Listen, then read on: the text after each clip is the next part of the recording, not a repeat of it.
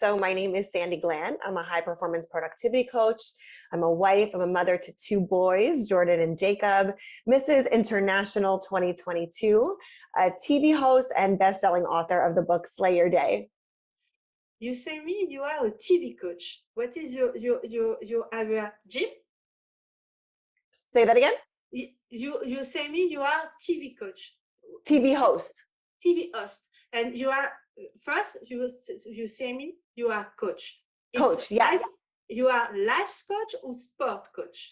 So it's high performance productivity. So it's teaching the concepts of work-life balance, productivity, being able to juggle all of the different things from work to home to self-care, time management, taking care of all the things that you have on your plate. So being able, I call it work-life wellness. So being able to focus on the things that really matter most to you and knowing the different containers that are important so you can show up present and intentional in all the areas that matter most to you. You are TV host. You are mom of two. Yeah. You are coach, productivity coach. And yes. now you are Mrs. International 2022. Are you a superwoman? No, but part of my coaching I teach on is my S3 framework. And so that's systems, strategy, and support. And with that framework, I live it every single day, and I teach how to do all of these things. So you have to have the right systems in place. If you don't have systems that help support, all the different kid schedules, the work schedules, who's picking up and dropping off, and homework and all the different things, many balls will be dropped. Same thing with the strategy. You have to have a strategy behind what you're doing. Otherwise, it's very easy to get overwhelmed with all the different components. And then the final piece of that is support, support from my husband, support from my family, support from your community. So each one of those pillars is important because it allows you to show up in the areas that matter most. And for me, I'm very, very clear on what those areas are for me, what my core values are. So it allows me to show up present, say yes to the things that matter to me, and then say no, either no forever or just no right now to other opportunities that just don't fit into those buckets or containers that I'm focusing on at the moment. I imagine your best job is mom. Yes. My boys, oh my gosh, everything. Which value do you inculcate to your children? Values that I want to pass on to my children? Yes. So family first. Family is first. I tell them every single day, family is first. And, family is such a huge component for me in everything that I do. It dictates how much work I take on. It dictates the things that I say yes to, because I know that, this time with my kids, especially because they're so little, 2 and 5 years old, I don't want to miss any of these moments. And so for me, really passing on the values of family, but also the values of hard work. You don't get anything by just hoping for it. You have to put in hard work. And I think when you tie together the importance of family and the core value at what the heart of a family is, showing up for each other, taking care of each other. I was having this conversation with my boys on the way to school today. I said, you guys are each other's best friends. You take care of each other. I saw that from my own family growing up. You are there for your family no matter what. And I instill that into my kids today. During the competition, you can have your children with you. It's not too difficult. So I love taking them with me everywhere. They come to appearances with me. I was just at an appearance about a couple of weeks ago, maybe 3 weeks ago, and I had my pageant cards, and they are on there. So my kids are on my pageant card. So it's a photo of me with my husband and my kids, and I was there signing. I was signing the card, and Jake, my oldest son, my 5-year-old, was signing where his photo was. So they love to jump in, and they're so on board. They're so supportive. We talk about, the pageant and how they were in the crowd cheering for mommy, going, go, mommy, go. So they're my biggest supporters. And I love bringing them along for the ride because they're a part of it. Everything that I do, from my business, speaking events, they're right there along with me, and they're my biggest supporters.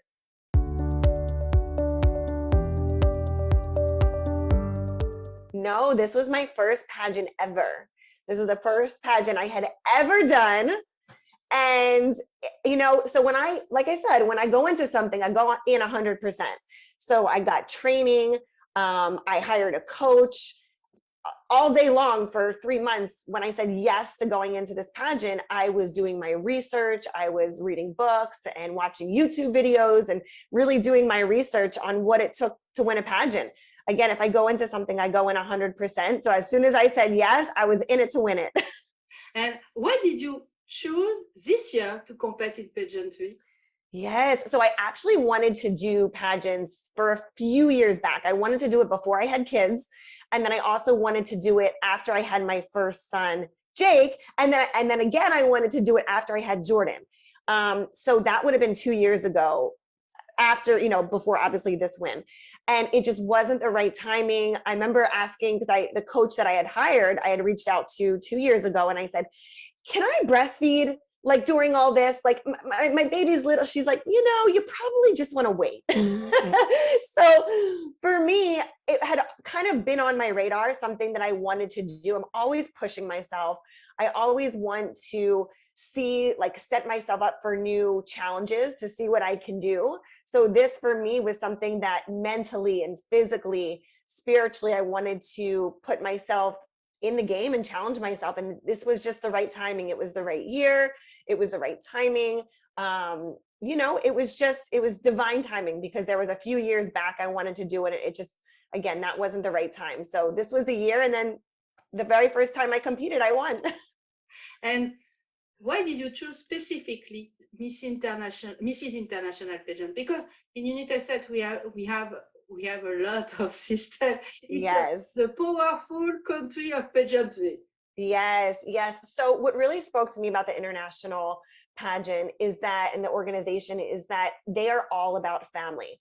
And for me, it's at the heart of what I do. It's how I run my business. It's how I raise my family. Like, it's everything that I speak about. So when I saw that family was really at the heart of what this pageant and organization stands for, it really spoke to me. And I knew I was linking arms with an organization that was in alignment with my core values and what my family is and who we are together. And your husband, is he proud to become the husband of Mrs. International? He's so proud. He's having an office party for his birthday, and the whole theme is Mr. International. So he's so proud. He comes with me at events. People want photos. He's there snapping photos, and, he's so great, and he's on board. And from day one, he was, proud Mr. Florida International, and now he's proud Mr. International. But Mr.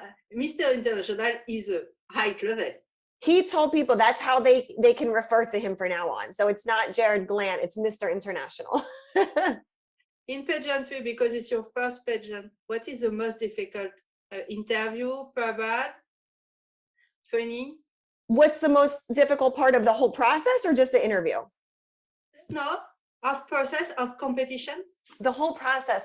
I think that you really, really have to be organized. And lucky for me, it's what I teach on, it's what I coach on.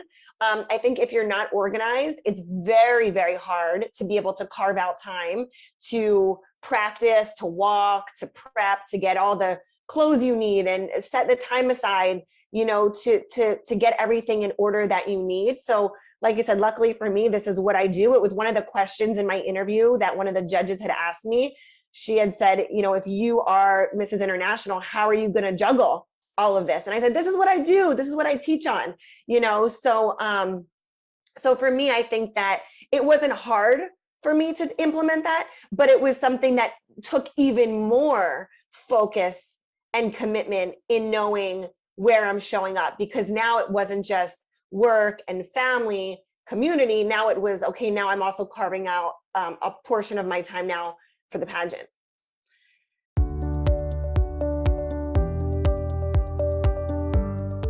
Yes. So first and foremost, the mindset, you have to go in not worrying about anybody else. Don't worry about the girl that's next to you that's competed 5 times. you know, that she's standing perfectly and her hair looks perfect and her makeup. Like, you just focus on you, because again, especially for someone that has never done a pageant before, I was looking around and I'm like, well, her hair is great and her makeup is great and she's got the right stand and she knows how to pose. And I was there showing up as me.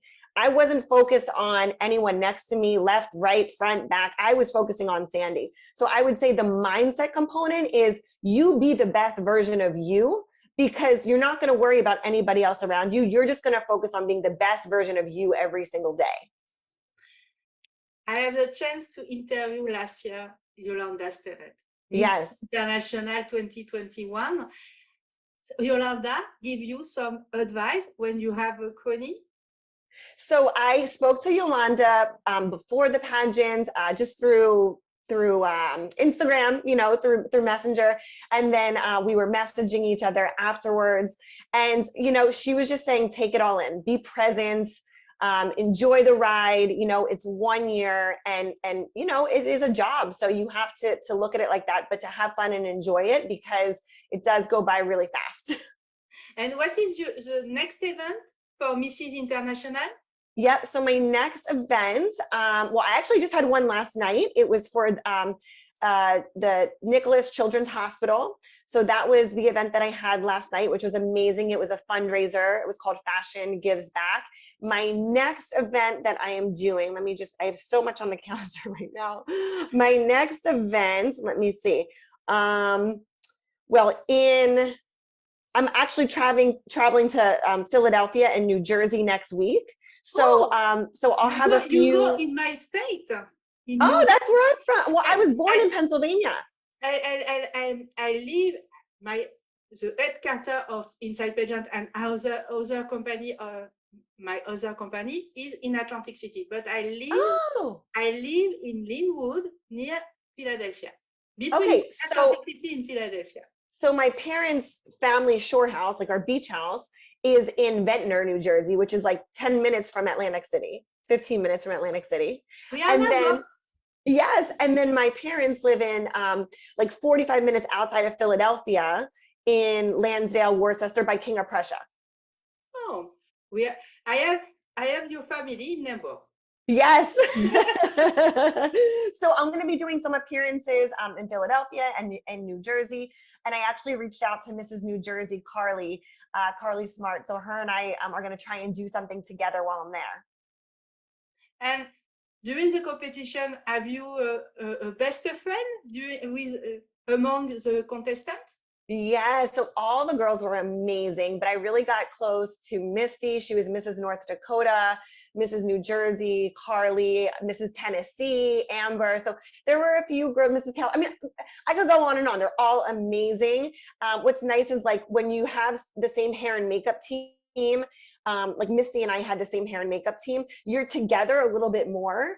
Or if you're sitting on a bus ride next to someone going to, you know, Girls Inc. or wherever you're going for your outing, you become closer with those girls. So like I sat next to Amber on the bus ride over to like the first day of activities that we were doing. Misty and I had hair and makeup together. So, you know, you get close with girls just based on, even when you arrive. Like I remember I got there early and Mrs. New Jersey, Carly and I were waiting for our room together. So we got close just from arrivals. So it really, you know, you get close with a lot of the girls just based on all the different activities that you're doing throughout the day. And all of the women are incredible. When you receive the call, when you understand you win the title of Mrs. International, what is your first reaction? What is your first thing? Well, if you saw my face, I was completely shocked. The look on my face, I was like, I couldn't believe it. The photos are you have to see the photos. They're very funny. So I was in complete shock. And I'll tell you the reason why I was shocked. Well, two reasons. Number one, it was my first pageant. I had never done a pageant before. So going in, again, I wasn't focused on anyone else. I was only focusing on me, and knowing like how much time I had put in and the work that I did, I still, in that moment when they called my name, was like, in shock, right? And then when I saw my husband come up on stage, I watched back the video and I just kind of like dropped my hands into my face, because seeing him in that moment come up on stage to be able to crown me was such a special moment. Walking on stage with him, I felt like it was our wedding day again. It was just so like seeing my babies in the crowd cheering for me. I mean, it's a moment I will remember the rest of my life. It was incredible. I see on your Instagram and your Facebook, 1 month after your crowning, you move. Yes, we're still in the moving process. I'm actually in my in-laws' house right now. We're moving. So on top of all of this, we are supposed to move into our new house in 2 months. So that's why you see me traveling, because we have a house in New Jersey, we have a house in Pennsylvania. So we're kind of just traveling all around until this house is done. So put that on top of all of the other moving pieces of business and school, and the kids got sick because they went back to school, and, you know, moving into a new house. But at this point, Mélanie, it's like an adventure. Like, I'm just looking at this like it's an adventure, and we're just going where the wind takes us. In 6 months, I move. I know it's an adventure because I move with my cats, with my 10 cats, and it's a big move. Each. Yes. So I'm living out of a suitcase pretty much for an entire month. But it's an adventure and it's fun. And I know I'm, you know, as soon as we get into the house, I'm going to be so happy when I'm officially unpacked. But for now, we're just having fun. It's an adventure and I'm just enjoying the ride.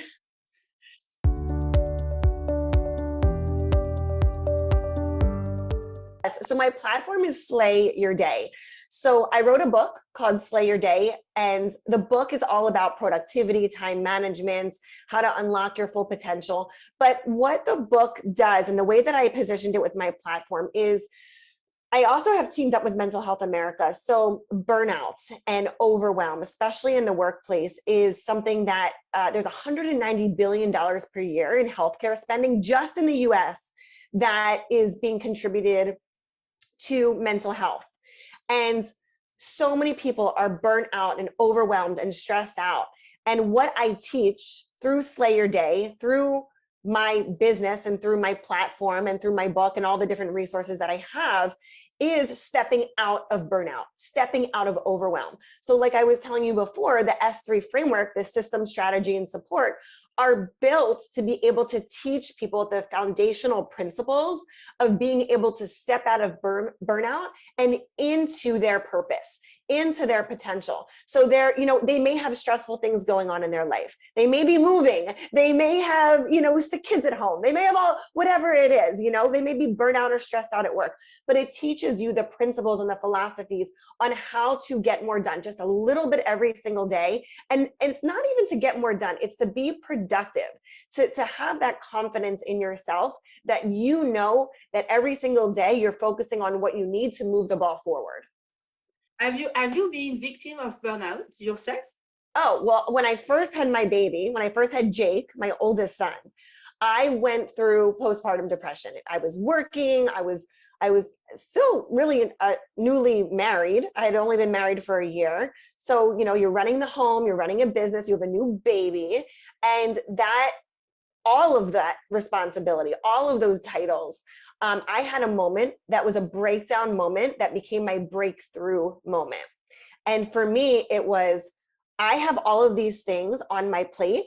I don't know where to start. I don't know how to move the ball forward. I don't even know how to get up and take a shower. Like, I had to find how I was going to get myself through this. And that's where all of this started. You know, it started being able to be my own advocate first and find ways to get up and focus on my own mental health, physical health, so I could get myself good first. So then I could do that for everyone else, my family, my community. So that's where Slay Your Day and my brand and my business, the book, the platform, everything started, you know? And I think for all of us, for a lot of us, having a breakdown moment brings you to that breakthrough where you have to go through something to come out on the other side to then show other people how to also do it and get through it. And for your second boy, no postpartum depression? So no, it was completely different. Well, and I'll also tell you with my first son, so we live in Florida, and the same week he was born, there was a hurricane here. So we had to evacuate.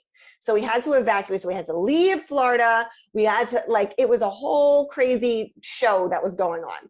And then with my son, Jordan, that week that Jordan was born, my book came out. But at that time, I had already gone through the evolution of learning the systems, the strategies. So it was in a completely different birthing process, both the book and the baby, that I was now able to have all the pieces in place. So I was running, even though I had just had a baby, and then the book came out, I had everything in place that I needed, and it was a completely different experience. And your book is on Amazon, right? Yes, Amazon, Barnes & Noble, yes. For your platform, do you use, you have your master class, you have your book, and I imagine you use social media to promote your business. Yes, so go ahead. No, it's what do you think about the powerful of social media today? So I think that it's a powerful tool when you use it, you don't let it use you. So when I say that, what I mean is you have to use it in a way that's going to be impactful, right? So for me, with my platform, I'm doing free trainings twice a month through my S3 framework. So I share that through social media. That's a free resource for people to come in, find me through social media, and tap in to those systems, to that training. So it's a very powerful tool when you use it properly. Now, however, if you're on it and you're allowing it to consume you and it's using you and you're scrolling and you're comparing yourself to other people, that becomes a trap. So you need to use it wisely. If you have to set a timer and say I'm going to go on for 10 minutes and then I'm off, or I'm going to go on for the purpose of posting, connecting, engaging with people, making relationships, that's different than going on and going down the rabbit hole. A lot of people think social media is too present in life, and it's the consequence of burnout. We can live without social media, and we have the sentiment, the opinion, you work all time. You have no close of your work, your work. And do you think it's a one point of burnout, social media? I do. And I think that, again, you have to control it. You can't let it consume you and control you, because you're right. You can never turn it off. It's always there. At any second, you can click that button and you can be on any platform connecting with anyone. And while that's good on some terms, because you can connect you with anybody in the world, at the same time, when is enough, right? Like, you have to know when to shut it down. Like, for me, even with my kids, it's like, let's go outside, let's go play games, let's go get dirty. You know, I have 2 boys. So you have to find that fine balance of being able to use it and use it for the right reasons. And then also know when to shut it off, shut it down, and literally just get off of it, because it's so easily accessible. And when is your next masterclass of productivity? Yep. So I just did one yesterday. So I do it the 1st and the 15th of every month. So every 1st and 15th of the month, we do it inside a Facebook group. It's a free group. It's called Productivity Hacks for Ambitious Women. And they come in and they can, so I also give out free resources in there. So anyone that joins, I also give them the link to download my book for free. So they have my book as a free digital download. And then they come in twice a month and they get those free trainings as well. And have you a website about your productivity coaching? I do. It's just sandraglandt.com. Oh, simple. Yep. My name is sandraglandt.com. And have you a next project about coaching, about maybe pageant coaching? I don't know about pageant coaching. I mean, I'm going to stick to the productivity and the time management, but you know, I do. I have coming up on the 19th. I'm doing a pageant's productivity free coaching program. So that's going to be, I've collaborated with someone else in her pageant coaching program. So I'm not running it, but I am speaking on the panel. So I'll be there to share my feedback on how, you know, pageant productivity plays a huge role in the success of winning, and some little tips and hacks that I did along the way that just kept me organized and my head in the game and focusing on the right things. You are very busy, I know. And during your free time, your spare time, what do you enjoy to doing? Well, I love to work out, you know, every day. It's something that it gives me energy. Like, it's the first thing I do in the morning. It's been a little hectic now with the move, so I've had to order through Amazon my weights, and you know, I can travel with them, bands, things like that. So I love working out. Just it's my stress release. So I enjoy that. And then, you know, I have a very close, tight knit of girlfriends that we like to, you know, either go to a spa day or you know, just get together and have some time to unwind and relax. But usually most of my, any extra time that I have is spent with my family. We, you know, go to the park, go to Disney. It's very rare that, you know, there's any like just downtime for me. So really, you know, that downtime or my me time is early in the morning, before anybody's awake, getting a workout in, you know, a meditation, things like that, that I can focus on me. And then the rest of the day is family and business. And what is your guilty pleasure in life? Massages. Love a good massage. That is like if I could do it every week, I would. You have the time for this? I try and, you know, I fit it in, because here there's a lot of, you know, apps and things that come to you, that can come to your home. So you don't have to spend the time driving and going somewhere. You can just have them come to you, and it's quick in and out. And are you a good chef in the kitchen? No. My husband is an incredible chef in the kitchen. My husband is such a great chef. He cooks like that's how on our first date he cooked for me and won me over with his cooking skills. So he's phenomenal on the barbecue. He can cook. I like to bake with the kids. You know, we do little crafting, baking projects in the kitchen, but my husband is the chef. You find the perfect partner. That's right. That's right. A man who cooks.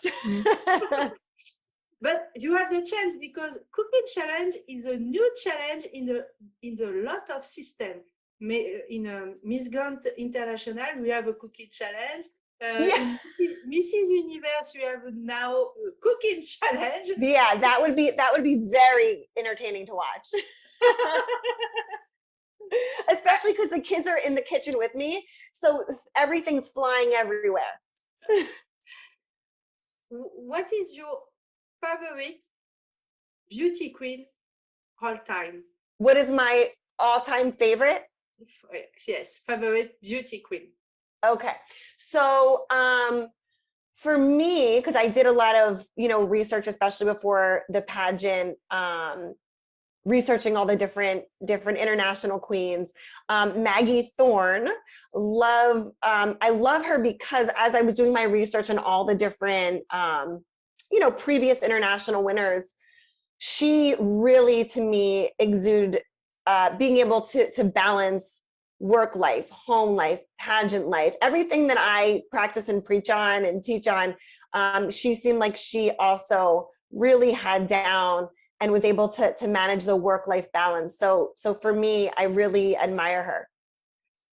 With this crown, you become a role model for a lot of women in United States and in the world, because international pageant is a worldwide pageant. We have United Kingdom, Australia, different older.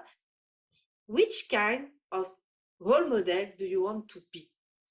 You know, oh my gosh, this question gives me chills, because I think that there's so many little girls. I mean, even when I would wear the crown and I go out and these little girls look at you and they're like in awe, right? I mean, even for me, like the little Sandi can still not believe it. Like I still look at a photo of me with the crown on it and like holding this title, and the little Sandi is so proud, you know, of what I've been able to accomplish. And for me, I just want to show women they can have it all. You don't have to choose between a career or a family. You don't need to choose, you know, having to set goals for yourself and not achieve them because you don't think you have the time or the resources to be able to do it. You set yourself a goal, you go after it. Like I said, when I went into this, I said, I'm going to go in it to win it. I'm going to give myself all the things that I need. I'm going to set my time up, set my time up for success.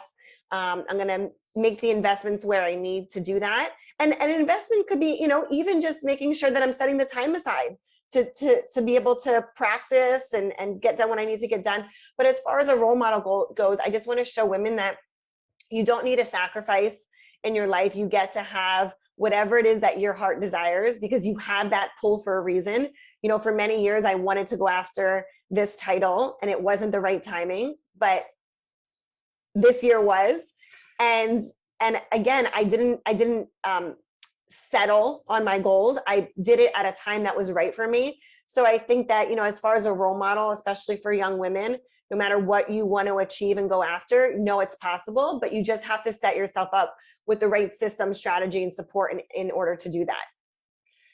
And what do you say to people? Because we have read a lot of editorial chronicle about a married woman, a spoon, have nothing to do in pageantry, because we have a lot of changement in different systems like Miss Universe. We have Miss Universe organization ask next year, married woman with children can enter in this pageant. And we have read a lot of different critics, different experts, and have in my mind in the Washington Post, an expert say a married woman, a spoon, have nothing to do in the pageantry. What do you say to this man? I think that they're very men especially that are saying that, they don't walk in our shoes. They don't do the same things that women do. We have babies. We literally create life. Like, why do they think that we can't do anything? I mean, I've had 2 babies of my own, and that's something that still blows my mind. Like, the fact that you can create life. And if you can do that, I mean, women, we change the world every single day. So to tell us we can't do something, I'm the type of woman, you tell me I can't do something and I say, watch me. So those men, need to watch out, because we change the world. We change diapers and we run businesses. We, are wives, and we show up in our communities to support others. So there's nothing we can't do. And I think for someone that says that women can't, you have not been around a powerful woman that can show you how it's done, because there's like a grace to it. There's an elegance to it. There's a almost like an art to it, right? But you have to know, like, the woman has to know she can do it and have it. It doesn't happen by accident. It's not magic. Like, you have to have the right tools and support and systems in order to do that. And I think anyone that thinks or says any different has never been around a powerful woman that can show them how. I have a question, a cool question. This question is not my question. It's a question of a jury of Miss Universe, Thailand and Vietnam. Because a lot of girls think pageant is a sport. It's like a sport. Do you want pageant enter to the Olympic Games? That would be very interesting. That would be very interesting.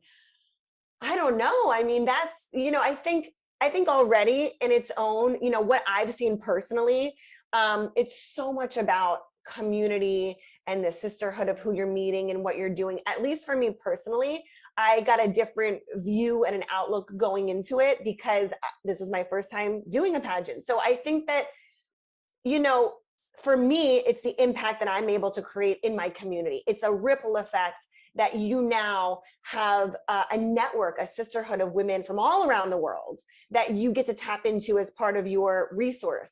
I think as far as like an Olympic game, I think, I don't know, it's already its own system. It's already its own identity. I think it would bring it to a different level, but at the same time, I think that, it's interesting because I think it takes the purpose out of it. Like, are we competing to compete on this like Olympic level, or are we competing to make a difference in the world? It's competitive in Olympic game, like reading, like athleticism, like swimming. It's right. Pageant is another sport. Yeah. I don't know. I think that it takes, at least for me, from what I've seen, again, it's almost, you turn it into a sport versus like, why are we doing it? Like, are we giving back to our communities? Are we doing this for connection and community? Or are we doing it to just like be on a stage? And I don't know, it would depend on what the qualifiers would need to be. It would depend on like, is this about the platform? Is this about the community service? So I think that it would have to be determined about like what the qualifiers are. And for you, do you think Mrs. International Pageant is your last pageant, or can you be able to compete in another system in future? Well, now that I'm part of the international family, I wouldn't compete in another system. So this is a one and done for me. I set out to do this and I won. So for me, it's, I've done it. I've done it. So I wouldn't want, like, to me now, the international system is family. So I wouldn't want to like, and again, like I mentioned, family is everything to me. So I would feel like, it wouldn't feel right to me if I were to be in another pageant. Because Yolanda is a veteran in pageantry. She won Mrs. Earth, she won Mrs. International, she competed Mrs. World and Mrs. Universe. She have tried a lot of systems. Wow. It's incredible. And look, for some people that might be right for them, but especially for me this time in my life, my babies are little, for me, this is family. For another example, I have interviewed Mrs. Earth USA last year, and Meredith Pop, and Meredith competed this year at Mrs. America pageant. Oh, okay. She didn't win this year, but she texts me next year and come back. Right. And yeah, I think some women, like you said, I think for them it's a sport. How can they become the best versions of themselves year after year? So I think as long as you have that mentality, then it's great to keep competing if you just keep bettering yourself, your platform, and your community.